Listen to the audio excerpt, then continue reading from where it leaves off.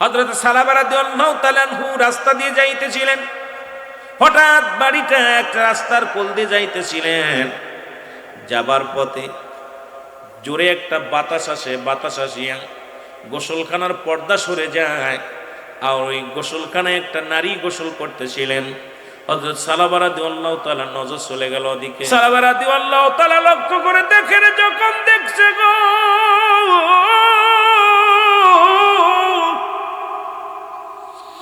সঙ্গে সঙ্গে নিজে লজ্জিত হয়ে ডাক দিয়ে বলে, রব্বে কারীম, আমার নবী তো পর্দার বিধান দিছে গো নবী গো, আপনি যে পর্দার বিধান দিছেন, পর্দার বিধান আমি যে শুনলাম সেটা আমি লঙ্ঘন করলাম। আমি যে বেগানা নারী দেখে ফেললাম, আমি যে বেগানা নারী চেহারা দেখে ফেললাম, ইয়া রাসূলুল্লাহ, ইয়া হাবিবাল্লাহ, আমি ইসলাম ধর্ম কবুল করেছি। এবার সালামা রাদিয়াল্লাহু তাআলা বসে বলেন, ডাক দেওয়ার রব্বে কারীম, আমি তো জালিমদের অন্তর্ভুক্ত হয়ে গেছি, জুলুম করে ফেলেছি আমার নফসের সঙ্গে। আহা, কত ইসলামের বিধান মানত। আজকে আপনার মেয়ে আপনার ছেলে বেপর্দায় চলাফেরা করে, আজকে আপনার মেয়েগুলো আপনার বিবিগুলো বেপর্দায় চলে, আজকে সমাজ জাতি নষ্ট হয়ে যায়। আপনার মাথা থেকে টুপি পড়ে না, আপনি হজ করে আসছেন, তসবি ছাড়েন না, আপনার বিটার বউ বেপর্দায়, আপনার মেয়ে বেপর্দায়। ঠিক কিনা? ঠিক কিনা? কথা বলেন, ঠিক কিনা? আপনার মুখের দাড়িগুলো পেকে গেছে, হাতের ভিতরে তসবি, কিন্তু বাইবাতি কেউ নামাজে আসে না, নামাজ পড়ে না। বিবি বেপর্দায় চলে, ভাই বেপর্দায় চলে, বোন বেপর্দায় চলে। আরে নিজেই তো কন্ট্রোল করতে পারেন নাই, কিসের ওয়াজ, কিসের নসিহত? তার সমাজ নষ্ট, জাতি নষ্ট। সালামা রাদিয়াল্লাহু তাআলা ডাক দেবার, আল্লাহ, আমি তো জালিমদের অন্তর্ভুক্ত হয়ে গেছি। একটু আগে দোয়া পড়েছি, রব্বানা জালামনা আনফুসানা ওয়া ইল্লাম তাগফির লানা ওয়া তারহামনা লানাকুনান্না মিনাল খাসিরিন। আদম আলাইহিস সালাম বলেন, রব্বানা, ও আমার রব, ও আমার প্রতিপালক, আমার আল্লাহ। এটা আদম পড়েছে। আদম আলাইহিস সালাম পড়েছে, আল্লাহ, আমি জালিমদের অন্তর্ভুক্ত হয়ে গেছি, আমার তুমি ক্ষমা করে দাও। ডাকছে কে? আদম আলাইহিস সালাম। আমার আপনার আদি পিতার নাম কি? জোরে বলেন না। আদম আলাইহিস সালাম ডাক দিয়ে বলে, রব্বানা, ও আমার রব, জালামনা, আমি জালিমদের অন্তর্ভুক্ত হয়ে গেছি। কত সুন্দর! আদম নবী কান্দে, তোমার চোখে পানি নাই? এরে আদম আলাইহিস সালাম ভুল করার পরে একটা মতি যদিও বলি ভুল করি, এটাও বেয়াদবি হয়ে যাবে। ভুল করানো হয়েছে, মুসলমান গভীর মনোযোগ, যেটা যদিও ভুল করানো হয়েছে শুধু মানুষকে বোঝানোর জন্য, উম্মতের বোঝানোর জন্য, বান্দা বান্দিরে বোঝানোর জন্য। তবে আদম কিন্তু একদিন নয়, দুদিন নয়, 350 বছর অজার নয়নে কেঁদেছিল। চোখের পানি পড়তে পড়তে, চোখের পানিগুলো পড়তে পড়তে মুখের গোস্তগুলো খসে খসে পড়েছিল।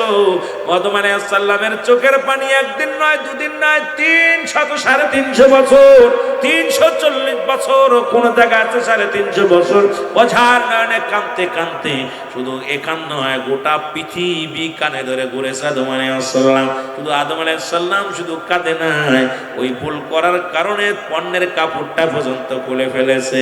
ওই ভুল করার কারণে জান্নাত থেকে বিতাড়িত হয়েছে। এই আদম আলাইহিস সালাম একটা মাত্র ভুলের কারণে রব্বে কারীম 1000 নয়নে কান্দে আছে। জোরে বলেন। বউটা পর্যন্ত জুদা করে দিছে। আদম আলাইহিস সালামের বউরে ফেলাইলে এক দেশে, আদমরে ফেলাইলে এক দেশে।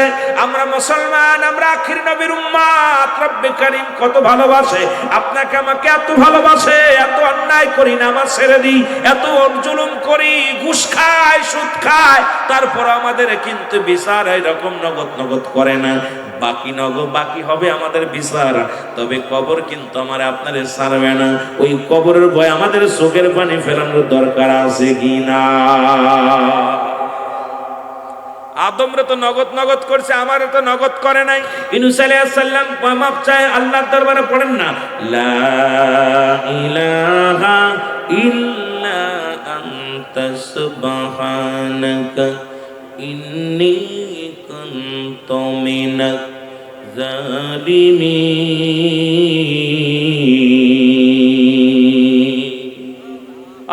আদম আলাইহিস সালাম ডাকছে, রব্বানা জালামনা, আমার রব, আমার প্রতিপালক, আমার সগীরা, আমার গুনাহ মাফ করো, ভুল ত্রুটি মাফ করো। ইউনূস আলাইহিস সালাম বলেন, আল্লাহ আমিও জালিমদের অন্তর্ভুক্ত, আমারও মাফ করে দাও। সব নবীরা পর্যন্ত কাঁদছেন, আমরা কত বড় নিকৃষ্ট নিষ্ঠুর হয়ে গেছি। এত অন্যায় করার পর চোখে পানি আসে না, আমাদের চোখে পানি আসে না। কারণটা কি? কারণ আমাদের নিষ্ঠুর হয়ে গেছে, এমন নিষ্ঠুর হয়ে গেছে। আমার ভাইরা, আমার বন্ধুরা, আমার যে কথা বলতেছিলাম লক্ষ্য করেন। সালাবা রাদিয়াল্লাহু তাআলা আনহু উনি হঠাৎ করে এটা দেখে আর খাস তওবা করে, আল্লাহ আমি তো জালিমদের অন্তর্ভুক্ত হয়ে গেছি, আমারে তুমি মাফ করে দাও। চোখের পানি ছেড়ে কান্দে ডাকতে বলে, আল্লাহ যদি রাহমাতুল লিল আলামিন জেনে যা আমার এই অন্যায়ের কথা ইসলামের কলঙ্ক হবে, যদি আমার এই পাপের কথা নবীজি জেনে যে আমি কেমনে মুখ দেখাবো। আরে আমি অন্যায় করেছি, আমি বেগানা নারী দেখে ফেলেছি, আমি আল্লাহর দরবারে কি জবাব দিব? ফেরেশতারা কি জবাব দিব? ফেরেশতারা যদি রাহমাতুল লিল আলামিনকে জানিয়ে দেয়, আমি কি জবাব দিব রাহমাতুল লিল আলামিনের কাছে? না, আমি এই মুখ আর নবীরে দেখাবো না, আমি আর এই মুখটা নবীরে দেখাবো না। সালাবা রাদিয়াল্লাহু তাআলা জঙ্গলে চলে গেলেন। একদিন গেল, দুদিন গেল, সালাবা রাদিয়াল্লাহু তাআলা মাস চলে গেল। রাসূলুল্লাহকে জিবরিল আমিন, আমার আল্লাহ ডাক দিয়ে বলে, জিবরিল আমিন যাও আমার হাবিবরে জানায়া দাও, আমার নবীর যে সাহাবী, যুবক সাহাবী সালাবা রাদিয়াল্লাহু তাআলা তাকে তো দেখা যায় না, তার একটু খবর নিতে বলো। রাসূলুল্লাহর কানে কানে এসে জিবরিল আমিন ডাক দিয়ে বলে, ইয়া রাসূলুল্লাহ, ইয়া হাবিবাল্লাহ, শত শত সাহাবীরা নামাজ আদায় করে, এর ভিড়ে কি আপনার সালাবার কথা মনে পড়ে না? আপনার কি সালাবা রাদিয়াল্লাহু তাআলার কথা মনে পড়ে না? রাসূলুল্লাহ নামাজ শেষ করলেন, করে সাহাবীদেরকে বলেন, আমার সাহাবীরা নাই, ও আমার সাহাবীরা, তোমরা কি আমার সালাবারে দেখছো? সালাবারে তোমরা দেখছনি? সাহাবীরা বলে, ইয়া রাসূলুল্লাহ, ইয়া হাবিবাল্লাহ, সালাবারে তো আমরা 1 মাস হয়ে গেল দেখতে পাই না, নবী গো মসজিদে তো আসে না। কয়, খবর নাও, সালাবার বাড়িতে খবর নাও। বাড়িতে খবর নেওয়া হলো, সালাবার খবর তার বায়ে বলতে পারে না, মায়ে বলতে পারে না, বাবায় বলতে পারে না। রাসূলুল্লাহ বলে, আমার সাহাবীরা তোমরা কে কোথায় আসো? আসো, আমার সালাবার খবর নাও। না জানি মক্কার কাফেরেরা আমার সালাবারে মেরে ফেলেছে, না জানি আমার সালাবারে দুনিয়া থেকে বিদায় করে দিছে। আমার সালাবা আমার এত ভালোবাসতো, আমার আল্লাহ রাব্বুল আলামিনের গোলামি করতো, আজ মাস চলে গেল আমার সালাবার চেহারা আমি দেখতে পাই না। তোমরা কে কোথায় আছো? কোথায় রে আমার উমর? কোথায় রে আমার উসমান? কোথায় রে আমার আলী? কোথায় রে আমার হযরত আবু বকর সিদ্দিক রাদিয়াল্লাহু তাআলা? সাহাবীরা ছুটে চলে আসতেন। নবীজি বললেন, ভাই উমর, আবু বকর রে, তোমরা শোনো, মক্কার অলি গলির মধ্যে খবর নাও। 2 জন করে রাসূলুল্লাহ টিম বানায়া দিলেন। এই 2 জনের মধ্যে হযরত রাসূল পাক সাল্লাল্লাহু আলাইহি সাল্লাম, হযরত আবু বকর সিদ্দিক রাদিয়াল্লাহু তাআলা আনহু আর হযরত ওমর রাদিয়াল্লাহু তাআলা আনহু একটা টিমের মধ্যে দিলেন। যাও, তোমরা যাও, তোমরা পূর্ব দিকে যাও। হযরত আলী রাদিয়াল্লাহু তাআলা আনহু হযরত উসমান গনি রাদিয়াল্লাহু তাআলাকে ডাক দিয়ে বললেন, সাহাবীরা রে শোনো, তোমরা উত্তর দিকে যাও, পূর্ব পশ্চিম তন্ন তন্ন করে দেখো, আমার সালাবার লাশ যদিও পাও, যদি সালাবার কোনো চিহ্নিত পাও, আমি নবীর কদমের মধ্যে নিয়ে আসবা। আমার যুবক সাহাবী আমাকে অত্যন্ত ভালোবাসতো, ইসলাম কত ভালোবাসতো, ইসলামের বিধান মেনে চলতো। কারণ ইসলামের বিধান, ইসলামী মানে ইহসান, কালেমা, নামাজ, রোজা, হজ, যাকাত, শরীয়ত, তরিকত, হাকিকত, মারিফাত, আগুন, পানি, মাটি, বাতাস, যে ইসলামের যে বিধানগুলো আছে সব আমার সালাবার মধ্যে ছিল। সুতরাং আমার সালাবারে তোমরা খুঁজে বাইর করো। জোরে জোরে চিল্লায় বলা যাবে না মারহাবা, আর একটু জোরে জোরে চিল্লায় বলা যাবে না আল্লাহু আকবার। নবীর সাহাবীরা প্রান্ত থেকে অপ্রান্তে খুঁজতে লাগলো, কোথাও সালাবা রাদিয়াল্লাহু তাআলাকে পাওয়া যায় না, কোথাও পাওয়া যায় না। খুঁজতে খুঁজতে হযরত আবু বকর সিদ্দিক রাদিয়াল্লাহু তাআলা আনহু, হযরত আলী রাদিয়াল্লাহু তাআলা আনহু, উসমান গনি রাদিয়াল্লাহু তাআলা আনহু, সব সাহাবী একত্রিত হয়ে গেলেন। ডাকতে বলেন, পাহাড়ির রাখালেরা রে, তোমরা কি সালাবা রাদিয়াল্লাহু তাআলাকে দেখছো? রাখালেরা ডাকতে বলে তোমরা কারা? বলো ও রাখালেরা রে, আমরা হইলাম রাসূলের সাহাবী, আমরা হলাম রাহমাতুল লিল আলামিনের সাহাবী, আমরা যুবক সাহাবী সালাবা রাদিয়াল্লাহু তাআলাকে খোঁজার জন্য আসছি। তোমরা কি সালাবা রাদিয়াল্লাহু তাআলার সংবাদ বলতে পারো? এর রাখালেরা ডাকতে বলে নবীর সাহাবীরা শোনো, আজ একটা মাস চলে গেল, আমাদের ওই পাহাড়ে একজন যুবক, তোমার নবীর সাহাবী বা সালাবারে আমরা চিনি না, তবে একজন যুবক, তার একজন যুবক ব্যক্তি, মুখের ভিতরে সুন্দর ছোট ছোট দাড়ি, এই দাড়িওয়ালা ব্যক্তি দেখলাম কোথায়? ওই পাহাড়ে প্রতিদিন সকালবেলা কাঁদতে কাঁদতে ওঠে আর বিকেল বেলা কাঁদতে কাঁদতে নেমে আসে। এই লোকটা হাঁটতে পারে না, পথের মধ্যে পড়ে যায়, জমিনের মধ্যে পড়ে যায়, আর লোকটার কান্না দেখে আমাদের বনের পশুগুলো খানা খায় না। ওই লোকটার কান্না দেখে আমাদের বনের পশুগুলো মুখে ঘাস লাগায় না রে। ওই লোকটা আজকে যখন পাহাড় উঠতে ছিল, আমি উঠতে পারে না, পড়ে গেছে। আমরা আমাদের বকরির দুধ দহন করিয়া একটা বাটির মধ্যে নিয়ে দিলাম। এই পেয়ালাটা যখন হাতের মধ্যে নিয়ে এত জোরে কাঁদতেছিল, কাঁদতে কাঁদতে চোখের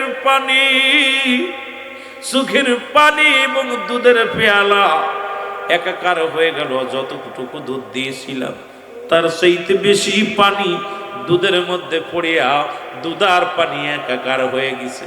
ওই লোকটা শুধু কান্দে। ওই কান্দনগত লোকটারে তোমরা নিয়ে যাও। আজ একটা মাস আমাদের বনের পশুগুলো খানা ছেড়ে দিছে, আমাদের জঙ্গলের পশুগুলো খানা খায় না। তোমরা যদি পারো, যেহেতু তোমরা মুসলমান, যে তোমরা নবীর সাহাবী, যাও যাও ওই পাগলটারে নিয়ে যাও। এর হযরত আলী রাদিয়াল্লাহু ডাকতে বলে ভাই উসমান গনি রে, আমার মন বলো এই লোকটার কেউ নাই,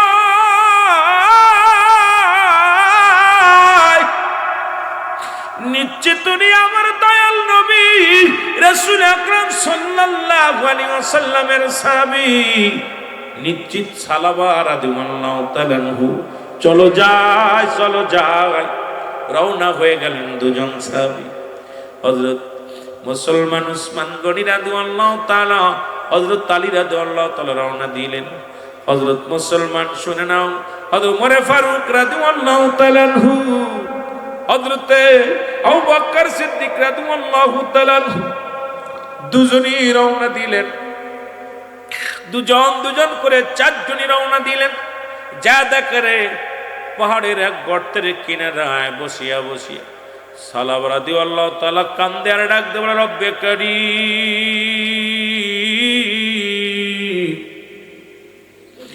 ও রব্বে কারীম, আমি পাপী, আমি গুনাহগার, আমি বড় অপরাধী রে আমার আল্লাহ। আমি যত অন্যায় করেছি তুমি যত শাস্তি দিবা দাও, আমার এই পাপের কথা যেন আমার নবী না জানতে পারে। আমি যত পাপ করেছি তুমি আমারে মাফ করে দাও। এই পাপের বোঝা নিয়ে যেন আমি কবরে না যাই। যেদিন কোটি কোটি মানুষ হবে হাসরের ময়দানে খাড়া, সেদিন আমার এই পাপ নিয়ে যদি উঠি আমি রব্বে কারিমের দরবারে, আমি কেমনে মুখ দেখাবো, কেমনে মুসলমান বলে দাবি করব, কেমনে আমি রাসূলের সাহাবী বলে দাবি করব। রব্বে কারীম, তুমি যত কষ্ট দিবা দাও, যত দুঃখ দিবা দাও রে রব্বে কারীম, তবু যেন হাসরের ময়দানে আমারে তুমি অপরাধী বানায় উঠায়ও না। জোরে জোরে চিল্লায়া বলা যাবে না আল্লাহু আকবার। হযরত আলী রাদিয়াল্লাহু তাআলা যায় বলে, ভাই সালাবা রে, তোমারে কতই না খুঁজি রে, খুঁজতে খুঁজতে তোমাকে পাইলাম এখানে রে সালাবা। চলো যাই, নবীজি বড় উত্তাল হয়ে আসে, এক নজর দেখার জন্যে তোমারে। ও সালাবা, দেরি করো না, তুমি বাড়ি নয়, তুমি কোনো মেহমান বাড়ি নয়, পাহাড়ি কেন রে সালাবা। সালাবা কথা বলতে পারে না। সালাবা থরথর করে কাঁপে, দেহের মধ্যে কোনো বল নাই, সালাবা দ্বারা বসে আছে। সালাবা বলে, ডাকতে বলে, ভাই আলী আগে বলো আমার বিষয় কি, আমার নবী কিছু জানতে পারছে রে? আমার পাপের কথা কি মানুষ জেনে গেছে? আমি পাপ করেছি, আমার অন্যের কথা কি আমার রাসূল জেনে গেছে? আগে বলো আমার পাপের বিষয় নিয়ে কোনো কোরআনের আয়াত নাজিল হয়েছে কিনা, আমার পাপের বিষয় নিয়ে কোনো হাদিসের বাণী নাজিল হয়েছে কিনা, আমাদের তাড়াতাড়ি বলো। হযরত আলী রাদিয়াল্লাহু তাআলা ডাক দিয়ে বলে, ভাই সালাবা, আমার নবী তেমন কোনো কথা আমাদের শোনান নাই, আমরাও তো জানতে পারি নাই তুমি কি এত অপরাধ করেছো, একবার বলো। বল আগে বলো। বলে, না না আমি বলবো না, আমার পাপের বিষয়ে রাসূল কিছু বলছে কি, আগে বলো। বলে, না রাহমাতুল আলামিন কিছু বলে নাই। সালাবারে তুমি তাড়াতাড়ি চলো। দুই সাহাবী আতশীন করে নিয়ে আসলেন, সালাবারে রাসূলুল্লাহর কদমের মধ্যে আনলেন। আমার নবীজির কদমের মধ্যে আসা পর সালাবা রাদিয়াল্লাহু তাআলা আনহু রাসূলুল্লাহর কদমের মধ্যে চুমা দিলেন। নবীজি বলে, সালাবা রে তুমি কোথায় ছিলে, এতদিন কোথায় ছিলে? বলি, ইয়া রাসূলুল্লাহ, ইয়া হাবিবাল্লাহ, নামাজ যেমন ফরজ করেছেন আপনি, যেমন নামাজের বিধান বলেছেন, পর্দার বিধান আপনি বলেছিলেন, ইয়া রাসূলুল্লাহ, ইয়া হাবিবাল্লাহ, আমি একটা ভুল করেছি নবী গো। বলে, কি ভুল?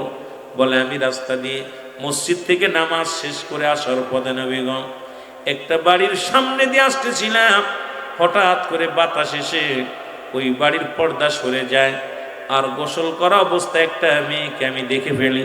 যে অবস্থায় দেখেছি, আল্লাহর কসম করে বলি নবী গো এ বিষয়ে আমি অবগত ছিলাম না, আমিও প্রস্তুতি ছিলাম না, দেখার জন্য কোনো মনস্তাপ ছিল না, মনের অজান্তে আমি দেখে ফেলেছি, আমি অন্যায় করে ফেলেছি। ইয়া রাসূলুল্লাহ, ইয়া হাবিবাল্লাহ, আমার রব্বি কারীম কি আমার গুনাহ মাফ করবে? আমার নবী একটা হাসি দিয়ে বলে, সালাবা রে, ও সালাবা, না না তোমার বিষয়ে কোনো কিছু আমার জিবরিল আমিন বলেন নাই, রব্বি কারীম আমারে জানান নাই। ইয়া রাসূলুল্লাহ, ইয়া হাবিবাল্লাহ, তাহলে কি আমার কোনো গুনাহ হয় নাই? নবী বলে, এমন তো বিষয় রব্বি কারীম আমারে জানান নাই, সুতরাং তুমি মনের অজান্তে দেখে ফেলেছো, রব্বি কারীম হয়তো তোমারে ক্ষমা করেছে, তবুও তুমি আমার সঙ্গে তওবা করো। সালাবা রাদিয়াল্লাহু তাআলা রাসূলের সঙ্গে তওবা করলেন, খাস তওবা করে নিলেন। হঠাৎ করে সালাবা উপরের দিকে তাকাইয়া একটা চিৎকার মেরে দিয়ে বলে, নবী গো, মায়ার নবী,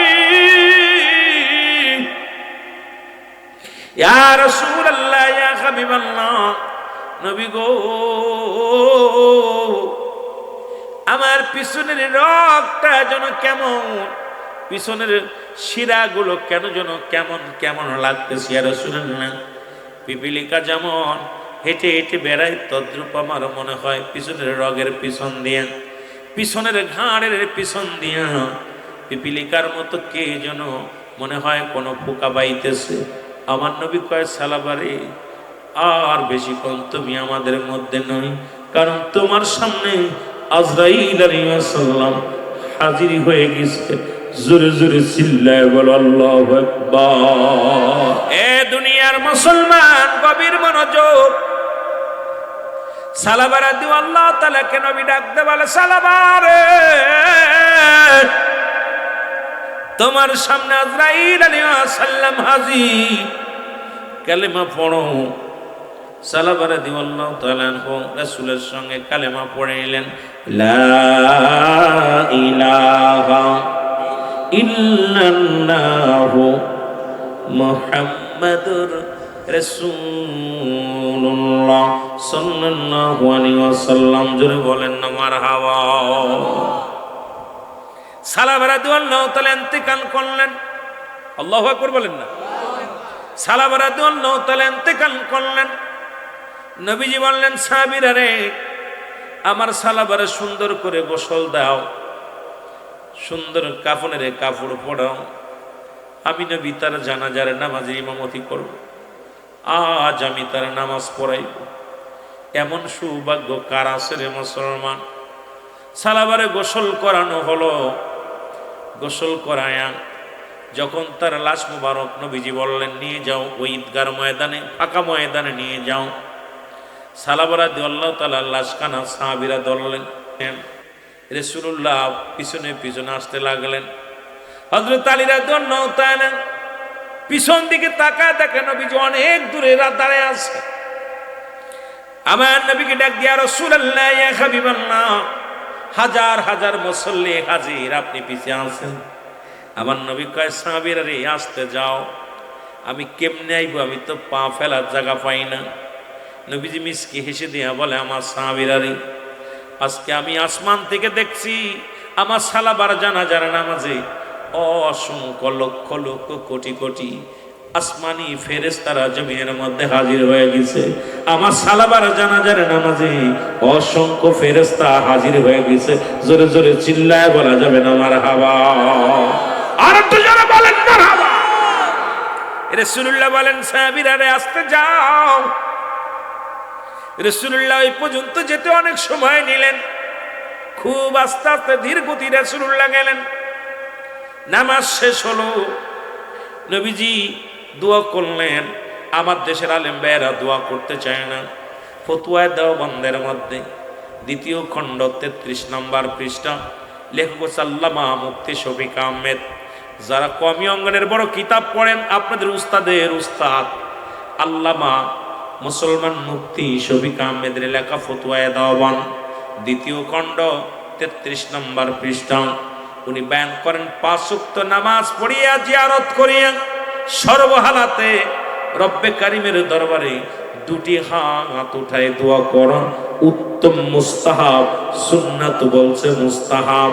একটা দলিল যদি খণ্ডন না করতে পারে মুসলমান, জীবনে আর কোনোদিন ওয়াজ করব না, দোয়া করা যাবে না, মিলাদ পড়া যাবে না।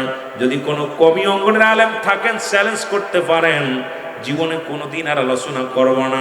আমি আগেই বলছি হট্টগোল করতে আসি নাই, কাউরে গিবাত করতে আসি নাই, তবে কোরআন হাদিসের কথাগুলো বলতে এসেছি। রাসূল পাক সাল্লাল্লাহু আলাইহি ওয়াসাল্লাম দোয়া করলেন। আমার নবীজি সাহাবীরা বলেন, সাহাবীরা ডাকতে বলে ইয়া রাসূলুল্লাহ ইয়া হাবিবাল্লাহ, আপনার এত দেরি হলো কেন? আসতে এত দেরি হলো কেন? এতটুকু জায়গা আপনার এত সময় নিলেন। আমার নবীজি বললেন, আমার সালাবা এত বড় ভাগ্যবান, আমার সালাবা ভয় পেতেন কত, ইসলামকে কত ভালোবাসতো, আমার সালাবা কোরআনকে কত ভালোবাসতো, আমার সালাবা পৃথিবীর ইসলামের বিধান পর্দার বিধান কত ভালোবাসতো, রব্বি কারিমের কত ভয় করত। আমার সালাবা ইন্তেকালের পরে অসংখ্য ফেরেশতারা তার জানাজায় হাজির হয়ে গেছে। রব্বি কারিম ফেরেশতাদের ডাকতে বলে, ফেরেশতারা রে যাও যাও, ওই জান্নাতের দরজাগুলো খুলে দাও। একটা নয়, দুটি নয়, 8টা দরজায় খুলে দাও। 8টা দরজা দিয়ে আমার সালাবা যে দরজা দিয়ে মন চায় সেই দরজা দিয়ে প্রবেশ করবে। এ আমার যুবক ভাইয়েরা, আজকে ইসলামের বিধান পর্দার বিধান না থাকার কারণে আজকে মেয়ের হাতে বাবা খুন হয়ে যায়। আপনারা দেখেছেন, মুসলমান শুনেছেন, কয়েকদিন আগেও এই ঘটনা ঘটছে। মেয়ে তার বাবারে খুন করেছে। খুন করিয়া বাবাকে, মানুষকে ফোনের মাধ্যমে মিডিয়াকে জানিয়ে দেয় আমার আব্বারে আমি খুন করতেছি। নিজের মেয়ে তার ছুরি দিয়া বাবার গলার মধ্যে ছুরি দিয়া পুষাইয়া গলাটা কেটে ফেলেছে, কলিজার মধ্যে চাবুকি লাগাইতেছে, ছুরি দিয়ে আঘাত করতেছে। আর লোকজনের জানিয়ে দেয়, তোমরা দেখো আমার বাবারে আমি চিরবিদায় করে দিছি। মিথ্যা একটা নাটক করলেন। নাটকটা হলো, মুসলমান মিডিয়ার সামনে মেয়ে বললেন, আমার বাবা আমাকে ধর্ষিতা করেছে, আমাকে কি করেছে, আমাকে রেপ করেছে। পৃথিবীর মধ্যে বাবা নামের কলঙ্ক আমরা। আজকে যদি ওই মেয়েটাকে পর্দায় রাখতাম, ওই ছোট্টবেলা থেকে যদি শৃঙ্খলা ভাবে চলতে না দিতাম, ছোট্টবেলা থেকে যদি মেয়ে পর্দায় চলতে না দিতাম, ওই মেয়েটার কাপড় আর মেয়েটার পোশাকেই বলে দেয় সে একজন পৃথিবীর মধ্যে সবচেয়ে বড় জিনাকারী। পৃথিবীর মধ্যে মুসলমান শুনে নাও সবচেয়ে নিকৃষ্ট নারী। কিন্তু বাবা জাতিকে কলঙ্ক দিয়ে গেলেন, বাবা জাতির কলঙ্ক দিয়ে গেলেন। শুনলাম সমগামী মেয়েটা ছিলেন, কারণ নিজে উশৃঙ্খল পথ, নিজে গাঁজা মদ খেতেন, বেগানা পুরুষের সঙ্গে চলাফেরা করতেন। এমন উশৃঙ্খল বাবা, উশৃঙ্খল মেয়ে বাবাকে চির বিদায় করে দিছে। এই জন্য আমি আগেই বলেছি, নামাজও যেমন ফরজ, এই পৃথিবীর মধ্যে তদ্রূপ পর্দাও তেমন ফরজ। আজকে পর্দার বিধান নাই, না থাকার কারণে সমাজ জাতি সব সে জোরে জোরে চিল্লায় বলেন ঠিক কিনা? আর একটু জোরে জোরে চিল্লায় বলা যাবে না আল্লাহু আকবার। দিলের কান্ডা লাগা শোনো, যে কথাগুলো আমি বলি দিলের কান্ডা লাগা শোনো। রাসূল বললেন দুইটা জিনিস, যে ব্যক্তি আমার কাছে জামিনদার হয়ে গেলেন, আমার কাছে ওয়াদা করলেন অপচয় করবে না। আমি নবী কথা দিলাম, আমি নবী ওয়াদা করলাম, আমি নবী তার হাত ধরে জান্নাতে নিয়ে যাব। নবীজি বললেন আমি ওয়াদা করলাম, আমি কথা দিলাম, আমি তোমাদের জানায়া দিলাম, যে ব্যক্তি আমার কাছে দুইটা জিনিস ওয়াদা করবে, দুইটা জিনিস ওয়াদা করবে, আমি রাসূলুল্লাহ পৃথিবীর মধ্যে কথা দিয়ে দিলাম, আমি নবী তার হাত ধরে জান্নাতে নিব। তার মধ্যে এক নাম্বার হলো দু গালের মধ্যবস্তু জিহ্বা। এই মুখ দিয়ে গাঁজা খাওয়া যাবে না, মদ খাওয়া যাবে না, বিড়ি খাওয়া যাবে না, এই মুখ দিয়ে কাউকে গালি দেওয়া যাবে না। এই মুখটারে পবিত্র রাখতে হবে। এই মুখের মধ্যে হারাম জিনিস ভক্ষণ করা যাবে না। এই মুখটারে যে ব্যক্তি কন্ট্রোল করতে পারবে, রাসূলুল্লাহ ওয়াদা করেছেন আমি নবী তার হাত ধরে জান্নাতে নিয়ে যাব। আজকে মুসলমান রাসূলুল্লাহর সঙ্গে যদি জান্নাতে যেতে হয়, এই মুখ দিয়ে কাউকে গালি দেওয়া যাবে না, মুখ দিয়ে পচা কথা বলা যাবে না, এই মুখ দিয়ে হারাম ঢুকানো যাবে না। মুখটারে জিহ্বাটারে কন্ট্রোল করার দরকার আছে কিনা? কথা বলেন আছে কিনা? দুই নাম্বার, ও আমার মা বোনেরা শুনে নাও, গভীর মনোযোগ। রাসূলুল্লাহ বললেন দুই নাম্বার শুনে নাও, দু পায়ের মধ্যে বস্তু, যেটা স্ত্রীলিঙ্গ এবং পুরুষ লিঙ্গ, একমাত্র স্বামী ব্যতীত, স্ত্রী ব্যতীত অন্য কোনো পুরুষের কাছে যাবে না, অন্য কোনো নারীর কাছে যাবে না। আমি রাসূলুল্লাহ ওয়াদা করলাম, আমি রাসূলুল্লাহ কথা দিলাম, ওই নারী ওই পুরুষকে আমি রাসূল নিয়ে যাতে জান্নাতে নিয়ে যাব, নিজ হাত ধরে জান্নাতে নিয়ে যাব। এখন যত বড় জাকের বোন হোক, আর যত বড় আশেক বোন হোক, তরিকাতের বোন হোক, আর মাসুক হোক না কেন, শরীয়তের বিধান যেটা ইসলামের বিধান নাই, এটা মানা যাবে না। এই দুইটা জিনিস যে ব্যক্তি ইবাদত করতে পারে, একমাত্র স্বামী ব্যতীত পৃথিবীর মধ্যে অন্য কোনো পুরুষের কাছে যাবে না, পুরুষ স্ত্রী ব্যতীত অন্য কোনো নারীর কাছে যাবে না। রাসূলুল্লাহ ওয়াদা করেছে আমি নবী তার হাত ধরে জান্নাতে নিয়ে যাব। আজকে শুধু দেখা যায় বলৎকার আর পর মুসলমান পরকীয়া, স্বামীটি অন্য পুরুষের সঙ্গে আসক্ত হয়ে যায়। এর একটাই কারণ হলো বেপরদা, বেহায়াপনা, আর একটাই কারণ হলো আমার সমাজ এই দুইটা জিনিস কন্ট্রোল না করার কারণে রাসূলুল্লাহর সঙ্গে জান্নাতে যেতে পারবে না। জোরে জোরে বলেন ঠিক কিনা? আমার ভাইরা, আমার বন্ধুরা আমার, এই জন্য হযরত সুলাইমান পয়গম্বর, কেউ বলেছে মুসলমান, গভীর মনোযোগ দিলের কান্ডা লাগায় শোনো। ওনার বয়স যখন হয়ে গেলেন, পয়গম্বর সুলাইমান বিবাহর বয়স হয়ে গেল, উজিরি ডাক দে বলো হুজুর আপনার বয়স হয়ে গেছে, আপনি কি বিয়ে করবেন না? বলে আমি তো বিয়ে করব, বয়স হয়ে গেছে, মেয়ে দেখো, পাত্রী দেখো। বলো হুজুর কেমন পাত্রী দেখবো? বলে আমি পয়গম্বর সুলাইমান বিয়ে করতে পারি যদি 5টা গুণের গুণান্বিত কোনো নারী পাও। আমার মা বোনেরা যারা ওয়াজ শুনতেছেন, আমি দেখেছি বাড়ির মধ্যে অনেক মা বোনেরা আলোচনা শুনবেন, বাবারাও শুনবেন, যাদের মেয়ে আছে, যাদের বিবি আছে, যাদের আল্লাহ পাক যারা বিয়ে করেছেন তাদের সন্তান দিবে। আমাদের আলোচনা থেকে শিক্ষা লাগবে, গীবত নয়, অহংকার নয়। আমরা যেখানে মাহফিলে আসবো, মাহফিল থেকে কিছু শিখার জন্য আসবো, কিছু নেওয়ার জন্য আসবো। এত কষ্ট করে রাত জেগে বসে থাকবো থেকে লাভ কি? আমাদের জানার দরকার, বোঝার দরকার। বক্তাগুলো কি বলে এই কথাগুলো বাড়ি নিয়ে যাব। যদি বক্তা ভুল বলে আমরা বাড়ি নিব না, যদি সঠিক বলে বাড়ি নেওয়ার জন্য চেষ্টা করব। জোরে জোরে বলেন ঠিক কিনা? পয়গম্বর সুলাইমান পয়গম্বর বললেন, ও উজির, আমি বিয়ে করব, তবে 5টা গুণের গুণান্বিত নারী হওয়া লাগবে। কয়টা গুণ? জোরে বলেন কয়টা গুণ? আরো জোরে বলেন কয়টা গুণ? 5টা গুণ। নাম্বার 1, উজিরের নাম্বার 1 হবে ওই নারীটা নারীর সতীত্ব পৃথিবীর মধ্যে নারীর সতীত্বর আমানতদারি, পৃথিবীর মধ্যে ওই নারীর সতীত্ব আমানতদারি রাখছে। কোনো বেগানা পুরুষ দেখে নাই, কোনো বেগানা পুরুষ তাকে স্পর্শ করে নাই। 1 নাম্বার নারীর সতীত্ব, সেটা আমানতদারি। 2 নাম্বার পর্দাশীলতা, কোনো পুরুষ তার চেহারা দেখে নাই, পর্দার বিধান মেনে চলছে। আয় মেয়েরা শুনে নাও, যেহেতু তাফসীর মাহফিল দিছো, একটা আয়াতের বিশ্লেষণ তাফসীর করতে গেলে রাত শেষ। আমি অনেক আলোচনা করে ফেলেছি, তারপরও যেহেতু পল্লী এলাকা, একটু বিষয়ের উপর আলোচনা করার দরকার, এই জন্য একটু আমি অন্যদিকে লক্ষ্য করে কথা বলতেছি বাবারা আমার। 2 নাম্বার সে কি বলবে? মুসলমান পর্দার বিধান মেনে চলবে। নাম্বার 3 আমলদারি হবে, কঠিন আমলদারি হবে। 4 নাম্বার পৃথিবীর মধ্যে সুন্দরী হওয়া লাগবে, কারণ এই মেয়েটা যেন সুন্দরী হয়। 4 নাম্বার গেল। 5 নাম্বার গুণাগুণ হলো এই মেয়েটার বাবা সেজন্য কিছুটা ধন সম্পদের মালিক হয়। এই 5টা গুণের গুণান্বিত যদি কোনো নারী পাও, আমি পয়গম্বর সুলাইমান বিয়ে করতে রাজি।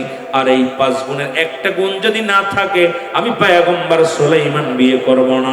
জোরে জোরে চিল্লায় বলা যাবে না মারহাবা।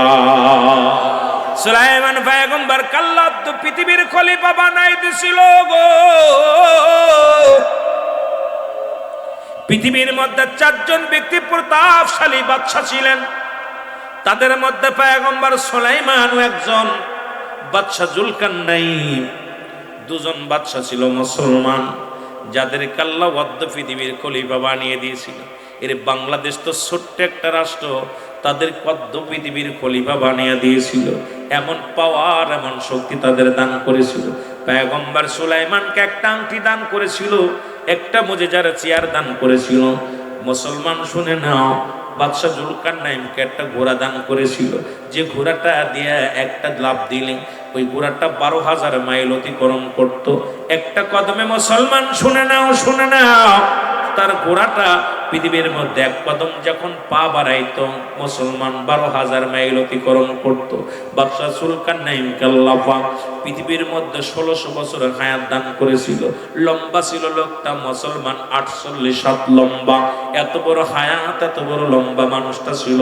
কার কাফেরদের মধ্যে 2 জন, একজনের নাম হলো মুসলমান বাদশা নমরুদ বাদশাকে আল্লাহ পৃথিবীর মধ্যে ক্ষমতা দিয়েছিল। আর একজন বাদশাকে আল্লাহ দিয়েছিল কাফেরদের মধ্যে, তার নাম হলো বুখতানসর। এই পৃথিবীর মধ্যে 4 জন ব্যক্তিকে আল্লাহ প্রতাপশালী বাদশা বানিয়ে দিয়েছিল। তাদের মধ্যে পৃথিবীর মধ্যে ধন সম্পদের অভাব ছিল না, প্রজার অভাব ছিল না। পৃথিবীর মধ্যে আল্লাহ পাক দান করেছিল, মালামালের দান করেছিল, ধন সম্পদ দান করেছিল। দেখি আমার গোলামি করে কি করে না, কিন্তু মুসলমান সবাই তো নাফরমানি করেছিল।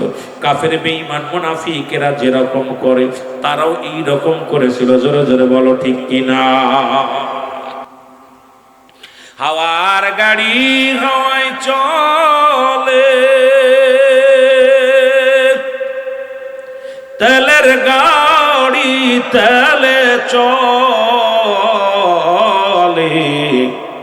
বিনা তেলে চালায় গাড়ি নবী সুলাইমান। আমরা সেই মুসলমান, আমরা তথ্যে মুসলমান। উজিরকে ডাকতে বলে, উজির মেয়ের সন্ধান পাইছো কিনা? উজির বলে, জাফানা খোদাকে কসম করে বলি, পৃথিবীর অলি গলির মধ্যে চিঠি লিখলাম, সব জায়গা ডোল পিটিয়ে দিলাম, পুরো রাজ্যের মধ্যে ঘোষণা করে দিছি রাজা বিয়ে করবে, তবে এই 5টা গুণের কোনো মায়ে আমরা পাই নাই। উজির বলে, এত বড় পৃথিবী, একটা মেয়ে পাইলা না? কয়, হুজুর একটা চিঠি পড়ে নাই, কামের মধ্যে একটা চিঠি আসে নাই। বলে, খবর নাও, 1 মাস চলে গেল, 1 মাসের মাথায় 1খানা চিঠি আসলো। কয়খানা? 1খানা চিঠি পাওয়া গেল। চিঠিখানা যখন পাইলেন, উজির ডাকতে বলে, হুজুর 1খানা চিঠি পেয়েছি, তবে অভয় দিলে বলতে পারি। চিঠিখানা 1খানা চিঠি পেয়েছি, যদি আপনি অভয় দেন তাহলে চিঠিখানা পড়ে আপনারা শোনাইতে পারি, চিঠিখানা আপনার সামনে হাজির করতে পারি। উজির বলা পর বাদশাহ, মুসলমান বাদশাহ সুলাইমান পয়গম্বর ডাক দে বলে, উজির রে, চিঠিখানা তুমি পড়ে শোনাও, চিঠিখানা পড়ে শোনাও। চিঠিখানা হাতের মধ্যে নিয়ে বলে, হুজুর, এক মেয়ে পেয়েছি, সে মেয়ে অনেক সুন্দরী, 1 নাম্বার আমানতদারি, তার সতীত্বর আমানতদারি, বললে হয়তো কষ্ট পাবেন।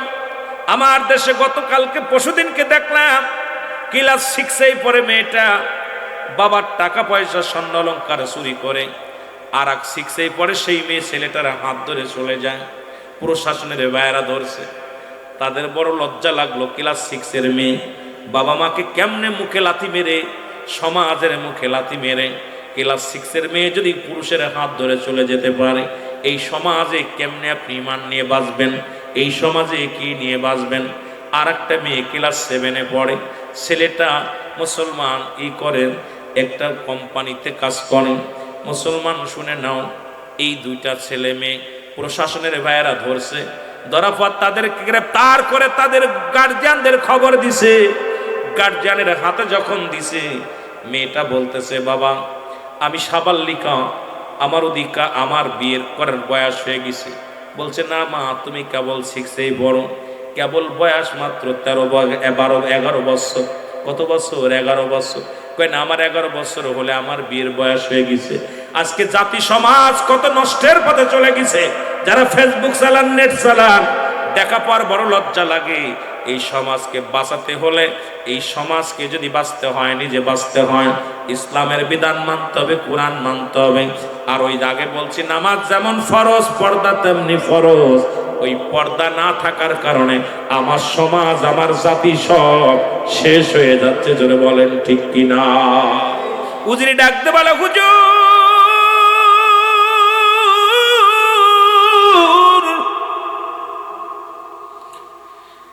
অল পৃথিবীর মধ্যে চিঠি লিখলাম, অল পৃথিবীর মধ্যে ঘোষণা করে দিলাম, কিন্তু একটা চিঠি মাত্র পাইলাম। কয়টা চিঠি? 1খানা চিঠি পাইলাম।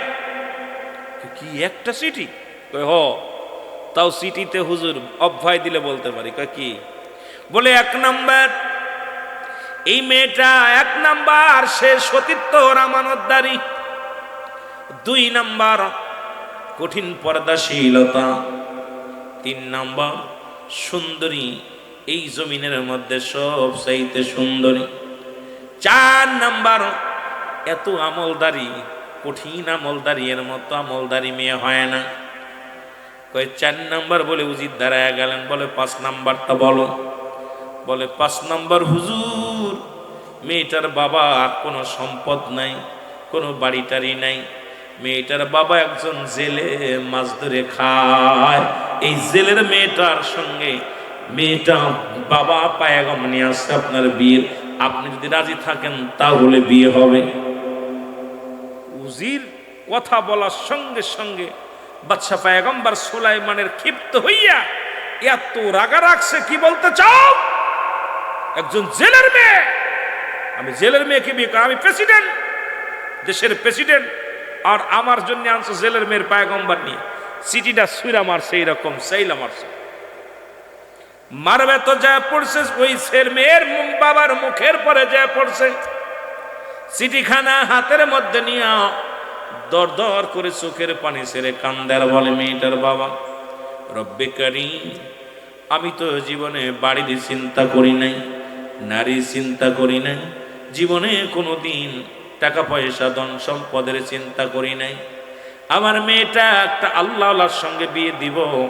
আমার মেয়েটা, আমার ওই জামাই আমার জানাজা পড়বে, ওই মেয়েটার আমার জামাই আমার জন্য দোয়া করবে। আমি তো দোয়ার জন্য, ভিখারির জন্য আমি তো এসেছি এর দ্বারে। আল্লাহ, তুমি আমার একটা সতী সাথী নারী দান করেছো।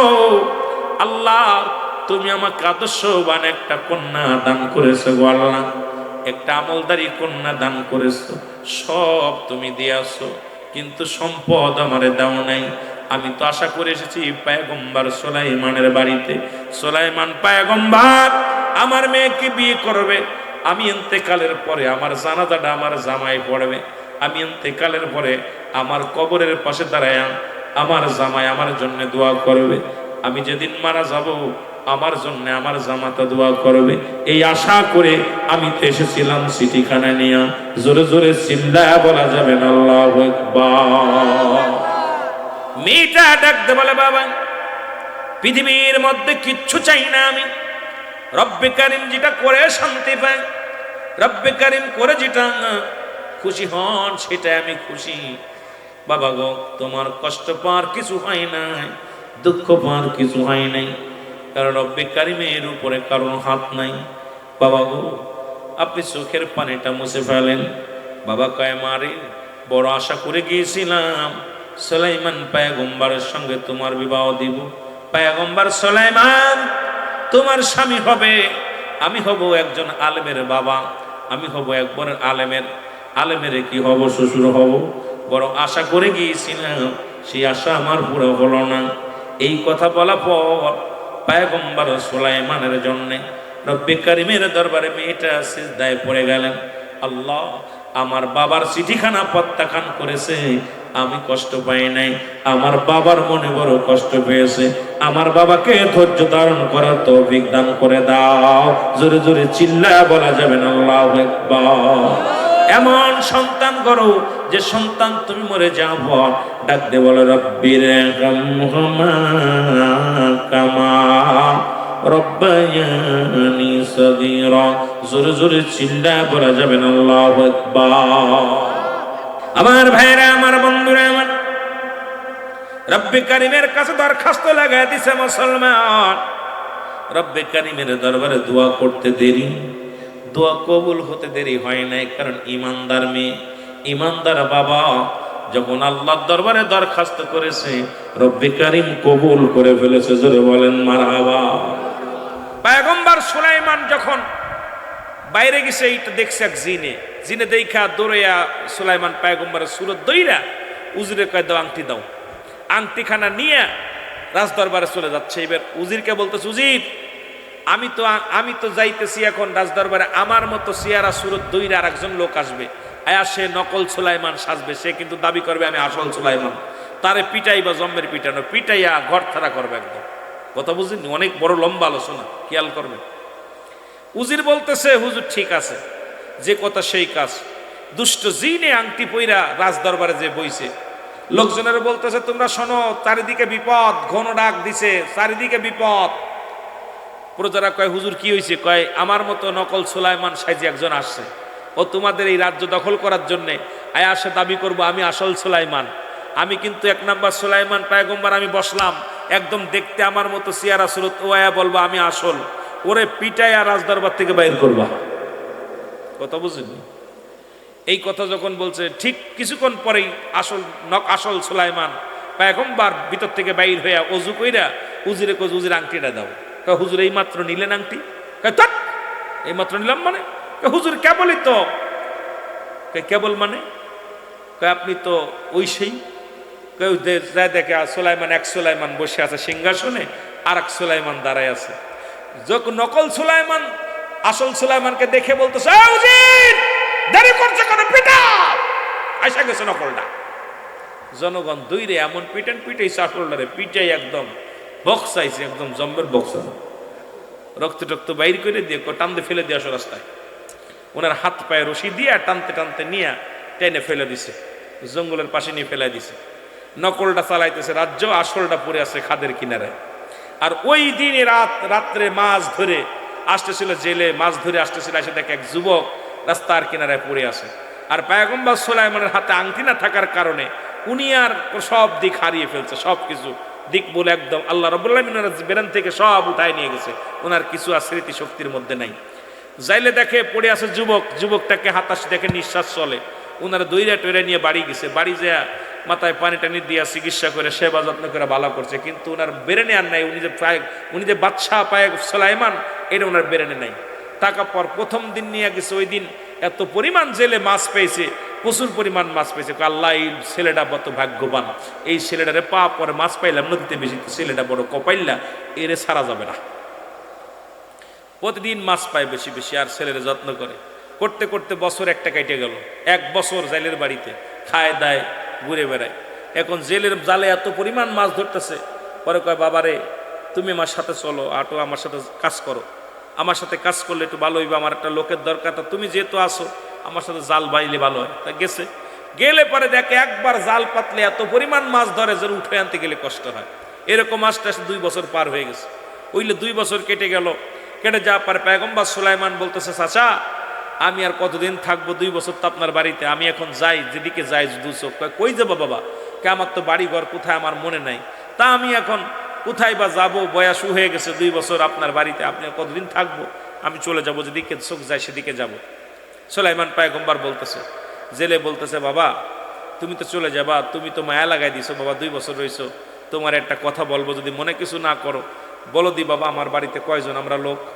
কয় আপনার বাড়িতে লোক আছেন আপনি আর কাকি আম্মা 2 জন। কয়জন? বলেন কয়জন? কয় বাবা আপনার বাড়িতে 2 জন, কাকি আম্মার আপনি। কয় না বাবা আমার বাড়িতে একটা মেয়ে আছে বয়স্ক, 18 বছরের যুবতী আছে। কয় কি কোন কাকা? কয় হ। কয় 2 বছর আমি বাড়িতে আছি, 2 বছরের মধ্যে মেয়ের একটা পোশাক দেয় না। আমাদের মেয়েরা কাপড় খুইলা গোসল কইরা বাইরে নেড়ে দেয়। এখন চেহারাতে কাপড়ের সঙ্গে চেহারা মিলায়, কাপড়ের লগে চেহারা। যুবক কয় না রে, মেয়েটা যেহেতু কাপড়টা হলুদ তাহলে মেয়েটা মনে হয় কালো, কালো কাপড়টা যেহেতু কালো মেয়েটা মনে হয় ধলা, মেয়েটা মনে হয় রঙিন। কারণ আমাদের যুবকরা কাপড়ের পর আইটেম করার, আমাদের বড়া পড়া যুবতীরা কাপড়গুলো বড়া পড়া যুবতীরা কাপড়গুলো ঘরের ভিতর নাড়বি, বেপর্দা বেহায় পানা পুরুষরা যেন দেখতে না পারে। কারণ পুরুষের বেগানা নারীর চেহারা দেখা হারাম, বেগানা পুরুষের চেহারা দেখা হারাম। আর হারামকে কোনো ব্যক্তি হালাল করার এখতিয়ার নাই, সে কাফের হয়ে যাবে সঙ্গে সঙ্গে। যদি কোনো মৌলবী ফতোয়া দেয় যেটা জায়েজ, সঙ্গে সঙ্গে সে কাফের হয়ে যাবে, সে ঈমান থাকবে না। পয়গম্বর সুলাইমান ডাক দিয়ে কয়, হুজুর আপনার বাড়িতে 2 জন ব্যতীত আর একজন আছে, মানতে পারি না। কয় বাবা গো, আমার বাড়িতে আমার যুবতী কন্যা আছে, মা গো আমার একটা কন্যা। কই বাবা কি শুনাইলেন? আর আমার দেশের মা বোনেরা লজিংগিরি যায়গিরি যায় থাকে, 2 মাস পরে ভেগে যায়, 1 মাস পরে ভেগে যায়, বউ পর্যন্ত চলে যায়, হুজুরি বউ চলে যায়, জালেমের লগে জালেমের বউ চলে জালেমের লগে। এ যে কি অবস্থা হলো সমাজে, সেটা একটাই কারণ, সেটা হলো বেপরদা। বেপরদা জোরে বলেন ঠিক কি না? যে সূরাটা বর্তমান জামানার অসংখ্য আলেমরা বলছে এটা ভুল। এই সূরাটা জাল হাজাল সূরা। এই সূরাটা আমার দেশের অনেক সংখ্য মুসলমান, অসংখ্য মুসলমান ছোট্ট ছোট্ট সূরাগুলো মুখস্থ করেছে। সূরা ফাতিহা, সূরা ইখলাস, সূরা নাস, সূরা ফালাক, এই ছোট্ট ছোট্ট সূরাগুলো মুখস্থ করেছে। এখন ইহুদি নাসারাদের চক্রান্ত, মুসলমানদের ভিতরে যদি এই সূরাটাকে একবার যদি ভুল ধরায় দিতে পারি, তাহলে মানুষের ঈমান নষ্ট করার একটা বড় সুযোগ আসবে। সেই সূরাটার নাম হলো সূরা ইখলাস। আমার আল্লাহ বলেন, পড়েন বিসমিল্লাহির রাহমানির রাহিম। আল্লাহু আল্লাহু আহাদ, আল্লাহুস সামাদ, লাম ইয়ালিদ ওয়া লাম ইউলাদ ولم يكن له كفوا احد। জোরে বলা যাবে না মারহাবা? আল্লাহ বলেন, হাবিব আপনি জানিয়ে দিন আমি আল্লাহ। যারা চন্দ্র পূজা করে, যারা মন্দিরে যা পূজা করে, যারা দুনিয়ার মধ্যে মুসলমান দেবতা পূজা করে, এদের ধারণা যদি এরা যদি এক আল্লাহকে স্বীকার করে, একমাত্র আল্লাহ প্রভুকে যদি স্বীকার করে, তাহলে তারা চন্দ্র পূজা করতে পারবে না, মন্দিরে যাইতে পারবে না, গির্জায় যাইতে পারবে না, মানুষ পূজা করতে পারবে না। কারণ তারা দুনিয়ার মধ্যে, তারা জানে দুনিয়ার মধ্যে একমাত্র আল্লাহ ব্যতীত কাউকে সিজদা করা যাবে না। এই জন্য আল্লাহ পাক জানিয়ে দেয়, হাবিব আপনি জানিয়ে দেন। কাকে জানিয়ে দেন? আমার রসুলকে জানিয়ে দেন, আমার আল্লাহ রাব্বুল আলামিন। হাবিব আপনি ওদেরকে জানিয়ে দেন আমি আল্লাহ এই পৃথিবীর মধ্যে কাউরে জন্ম দিই নাই, কারো থেকে জন্ম নিই নাই। আসমান জমিনের মধ্যে আমার সমতুল্য সমকক্ষ আর কেউ নয়। সারা পৃথিবী আমার সমান মুখাপেক্ষী, আমি কারোর মুখাপেক্ষী নয়। সুতরাং রব্বে কারিমের গোলাম আমরা। জোরে জোরে বলেন ঠিক কিনা? অথচ সূরা ইখলাস নয় পৃথিবীর মধ্যে এই 114টা সূরার মধ্যে কোরআন, এই কোরআনুল কারীমের মধ্যে আজ পর্যন্ত একটা জেরের ভুল নাই, জবরের ভুল নাই, কুরআনুল কারীমের মধ্যে একটা নুকতার ভুল ধরার মতো ক্ষমতা কারোর নাই। কিয়ামত পর্যন্ত মুসলমান শুনে নাও, যত বৈজ্ঞানিক যত বই লেখাপড় বলছে, যদি ভুল হয় পরবর্তী ছাপার সময় শুধরিয়ে দেওয়া হবে, সংশোধন করে দেওয়া হবে। ওই যে কোরআন আছে আজ পর্যন্ত, এটা এমন কোরআন যার মধ্যে কোনো ভুল না। আমার আল্লাহ বলেন যালিকাল কিতাবু লা রাইবা ফীহি, জোরে জোরে বলেন মারহাবা। আল্লাহ বলেন কোনো সন্দেহ নাই। কিসের মধ্যে? কোরআনের মধ্যে। কষ্ট হচ্ছে আপনাদের? কিসের মধ্যে সন্দেহ নাই? যে সন্দেহ আছে, আরো জোরে বলেন সন্দেহ আছে। কার কথা? আল্লাহ বলে এর মধ্যে কোনো সন্দেহ নাই। কিসের মধ্যে? কুরআনুল কারীমের মধ্যে কোনো জবরের ভুল নাই, কোনো জেরের ভুল নাই, কোনো সন্দেহ নাই। আর কোরআন সবার জন্য আসে নাই। আল্লাহ বলেন হুদাল লিল মুত্তাকিন, একমাত্র আমি হেদায়েত প্রাপ্ত বান্দাদের জন্য আমি আল্লাহ কোরআন পাঠিয়েছি। এই জন্য কোরআনের পক্ষে থাকে একমাত্র হেদায়েত প্রাপ্ত বান্দা, কোরআনের পক্ষে থাকবে ইমানদারেরা, কোরআনের পক্ষে থাকবে মুমিনেরা, কোরআনের পক্ষে থাকবে দুনিয়ার যত আল্লাহ ওয়ালারা। আর কোরআনের বিপক্ষে যাবে পৃথিবীর বড় বড় নাস্তিকেরা। জোরে জোরে চিল্লায় বলেন ঠিক কিনা? তবে এর মধ্যে আবার একদল আছে, আল্লাহ বলে মিনান নাস, মানুষের মধ্যে মাকুলু, তারা বলবে আমান্না, তার ঈমান আনছে বিল্লাহি, আল্লাহর প্রতি, অবিলা মিনা কিনা কিনাতের প্রতি বিশ্বাস স্থাপন করছে। ওমা হুম বিমুমিনিন, আল্লাহ বলে একমাত শুনে নাও, শুনেন, একদল বেঈমান মুনাফিক আছে। তারা বলবে আমরা রাসূলের দরবারে আমার নবী ডাকতে বলে না, আমার আল্লাহ ডাকতে বলে হাবিব, আপনার কদমের মধ্যে একদল মানুষ যাবে। না শব্দের অর্থ হলো মানুষ। ওই মানুষের মধ্যে একদল আপনার কদমের মধ্যে যাবে। তারা বলবে আমরা ঈমানদার, আমরা মুত্তাকিন, আমরা মুমিন। আদৌ তারা মুমিন নয়, তারা মুত্তাকিন নয়। আমি এদের জন্য রেখে দিলাম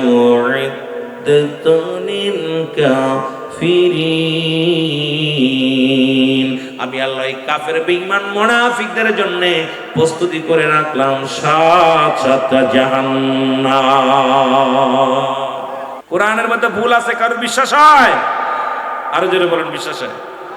যত বইগুলো পড়লাম, যতগুলো বই পড়লাম, কত গান আসলো দুনিয়ার মধ্যে, কত সুন্দর সুন্দর সিনেমার গান, ডিজে গান, কত ভালো ভালো গান আসলো, যে গানে মানুষকে পাগল করলো। 2 দিন 4 দিন 1 মাস পরে আর তার প্রতি মানুষের চাহিদা থাকে না, ভালো লাগে না। কিন্তু সূরা ফাতিহা ওই যে নাজিল হওয়া পর থেকে ইমাম সাহেব পড়ে বিসমিল্লাহির রাহমানির রাহিম, আলহামদুলিল্লাহি রাব্বিল আলামিন, আর রাহমানির রাহিম, মালিকি ইয়াউমিদ্দিন।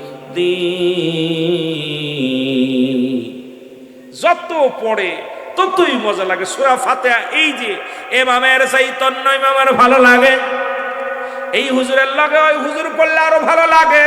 যত টান দেয়, যত সুন্দর সুর দেয়, যত মজা মেরে পড়ে ততই মজা লাগে। কেউ বলে না আজ পর্যন্ত সূরা ফাতিহাটা পড়িস না, সূরা নাস পড়িস না, সূরা ফালাক পড়িস না। কারণ এই সূরাগুলো যত পড়ে আমাদের বাজানেরা, এই হাফেজ সাহেব পড়লে আর হাফেজরে ভালো লাগে, এই চাইতে আরেকজন পড়লে আরো মজা লাগে। কারণ যত শুনি ততই মজা লাগে।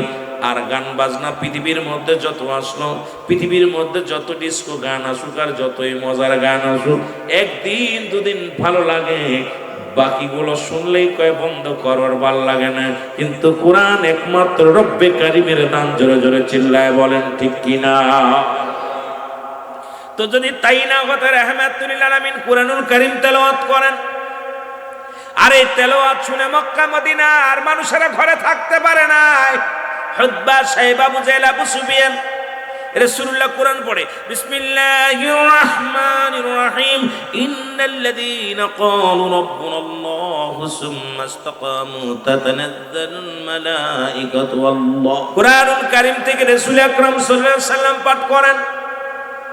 আর এই কোরআন শোনার জন্য হুতবা সাহেব আবু জাহেল আবু সুফিয়ান, রাসূল যখন কোরআন তেলাওয়াত করে ঘরে থাকতে পারে নাই। সুবহানাল্লাহ। আর একটু জোরে। কোরআনকে যারা ভালোবাসে তাদের বিছনা দেওয়া লাগে না, সন্ধ্যার পর থেকে ছুটে চলে আসছেন। যদিও 15-16 তাবারক করেছে, একদল আইব একটু পরে, জোরে কোন ঠিক কিনা। কিন্তু কোরআনকে যারা ভালোবাসে তারা আগেই চলে আসছে, যাব কোরআনের মাহফিলে, যাব হাদিসের মাহফিলে, কোরআন থেকে কিছু কথা শুনবো, আব্বা মার জন্য, নেকির জন্য আল্লাহর দরবারে প্রার্থনা করব, গুনাহ মাফের জন্য প্রার্থনা করব। যেমন আদম আলাইহিস সালাম ভুল করে কেঁদেছিলেন, রব্বানা জালামনা আনফুসানা ওয়া ইল্লাম তাগফির লানা وترحمنا لنكونن من الخاسرين। আমার সাথে বলেন, রব্বানা জালামনা আনফুসানা ওয়া ইল্লাম তাগফির লানা ওয়াতারহামনা লানাকুনান্না মিনাল খাসিরিন। আজকে যারা আছেন কত গুনাহ করেছেন, রব্বে কারিমের কাছে কান্দার দরকার আছে কিনা? আরো জোরে বলেন, আছে কিনা? কষ্ট হয়নি? জোরে বলেন, আছে কিনা? ও যুবক, গভীর মনোযোগ, দিলের কান্ডা লাগায় শোনো। উতবা, সাইবা, আবু জেহেল, আবু সুফিয়ান তারা পাগলের মতো চলে আসলেন, এসে রাসূলুল্লাহর কোরআনুল কারীম শুনতে লাগলেন। উতবা, আবু জেহেল রে, এটা কোনো মানুষের কোনো বানানো লেখা কিতাব নয়, এটা মানুষের লেখা নয়, পৃথিবীর জিনবুতের লেখা নয়, এর রব্বে কারিমের দান, এর রাহমাতুল লিল আলামিন। যখন কোরআন তেলাওয়াত করে আমরা ঘরে থাকতে পারি না, এত মজা, এত মহব্বত লাগে, এত ভালো লাগে। চার বন্ধুর লগে উতবা, সাইবা, আবু জেহেল, আবু সুফিয়ানের লগে দেখা, আল্লাহু আকবার বলেন না। চার বন্ধুর লগে দেখা হলো। চারজন বলে, তুমি না মুহাম্মাদের শত্রু, মুহাম্মদ তোমার শত্রু। বলে, শত্রু আমি জানি, আরে মুহাম্মদ যখন কোরআন তেলাওয়াত করে আমি ঘরে থাকতে পারি না। আবু জেহেল কয়, মুহাম্মদ যখন কোরআন তেলাওয়াত করে ঘরে থাকতে পারি না। আবু সুফিয়ান কয়, মুহাম্মদ যখন কোরআন তেলাওয়াত করে ঘরে থাকতে পারি না। চার বন্ধু প্রতিজ্ঞা করলো, হাতে হাত রেখে, আজ থেকে আমরা কোরআন পড়বো না, কাউকে শুনতেও দিব না, আমরা নিজেরাও শুনবো না, কাউকে শুনতে দিব না। এবার রাত্র যখন গভীর হয়ে গেল, আবু জেহেল চিন্তা করে, আজকে কেউ আসবে না, একা একা শুনবো মুহাম্মাদের কোরআন, আজকে প্রাণ ভরে শুনবো। উতবা কয়, আজকে কেউ আসবে না, আমি প্রাণ ভরে শুনবো। আবু লাহাব কয়, আজকে কেউ আসবে না, আমি শুনবো। সাইবা কয়, কেউ আসবে না, আমি শুনবো। চারজনই একা একা করে চারজনের রাসূল পাক সাল্লাল্লাহু আলাইহি সাল্লাম কোরআন তেলাওয়াত করে, মধুর সুরে কোরআন তেলাওয়াত করে। কারণ এই কোরআন তো রব্বে কারিমের বাণী, আর এত বড় নিয়ামত, এত ওজন, এত যার ওজন ঠেকানোর মতো ক্ষমতা পৃথিবীর কারণ নাই। আকাশের উপরে নাজিল হলো কোরআন, আল্লাহ আকাশ বলে, আল্লাহ আমার উপরে দিও না। পাহাড়ের উপরে হলো, পাহাড় বলে, আল্লাহ আমার ভিতরে দিও না।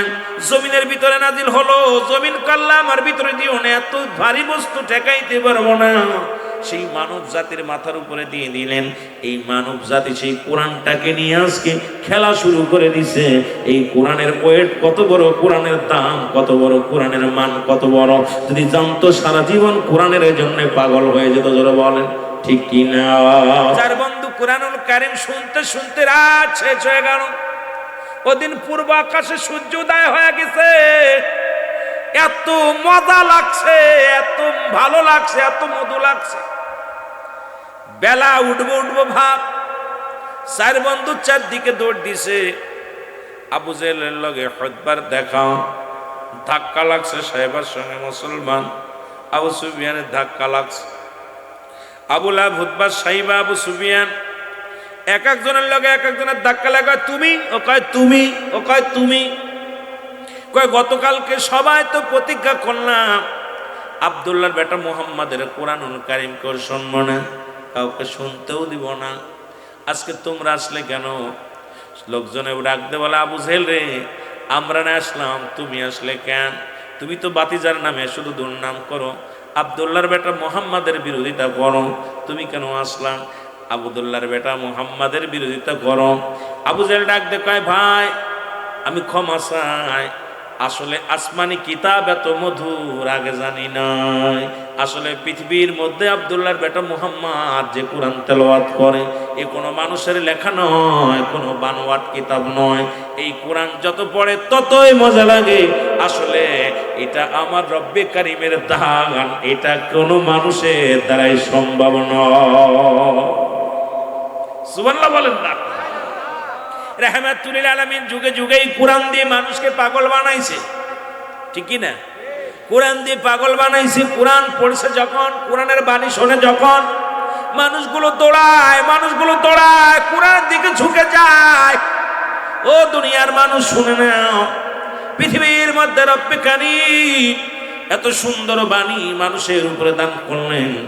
এই মানুষগুলো সেই কোরআনটা যদি বুঝতো, কোরআনের ব্যাখ্যা যদি বুঝতো, কোরআনের ভাবার্থ যদি বুঝতো, কোরআন কি নিয়ামত এটা যদি বুঝতো, সারা জীবন গোলাম হয়ে যেত কোরআনের। সেই কোরআনের প্রতি মায়া বেড়ে যেত, মহব্বত বেড়ে যেত। আসলে সেই কোরআনের প্রতি মায়া নাই, কোরআনের প্রতি তাদের দয়া নাই। জোরে জোরে চিল্লায় বলা যাবে না, ঠিক কিনা? রাহমাতুল লিল আলামিন কোরআনুল কারীম তেলাওয়াত করতেছেন। বিধান, ইসলামের বিধান, পর্দার বিধান। নামাজ যেমন ফরজ, পর্দা তেমন ফরজ। সুবহানাল্লাহ বলেন। রাহমাতুল লিল আলামিন পর্দার বিধানের ওয়াজ করলেন, নারীর বিধানের ওয়াজ করলেন। আর ওই মজলিসে ছিলেন রাসূলুল্লাহ হলো হযরত সালাবা রাদিয়াল্লাহু তাআলা। হুজুরে বলেন মারহাবা। আর হুজুরে বলা যাবে না মারহাবা। রাসূল বললেন কোন নারীর দেখে দেখা যাবে না। রাসূল ওয়াজ করলেন বেগানা নারী চেহারা দেখা হারাম। রাসূল বললেন বেগানা পুরুষের চেহারা দেখা হারাম। রাসূল বললেন নামাজ ছেড়ে দেয়া কবিরা গুনাহ। রাসূল বললেন মিথ্যা বলা কবিরা গুনাহ। রাসূলুল্লাহ শিক্ষা দিলেন, ও দুনিয়ার মানুষ, জাকের ভাইরা, আশিক ভাইরা, লক্ষ্য করে শুনবেন। নবীজি ওয়াজ করলেন, তোমরা শুনে নাও। আজ থেকে ইসলামের বিধান, পর্দার বিধান আমি তোমাদের জানিয়ে দিয়ে গেলাম। ইসলামের বিধান তোমরা মানবা, ইসলামের বিধান তোমরা শুনবা। এই ইসলামের বিধানের জন্যে আমি রাসূল কতদূর পর্যন্ত পর্দা করে দিলাম।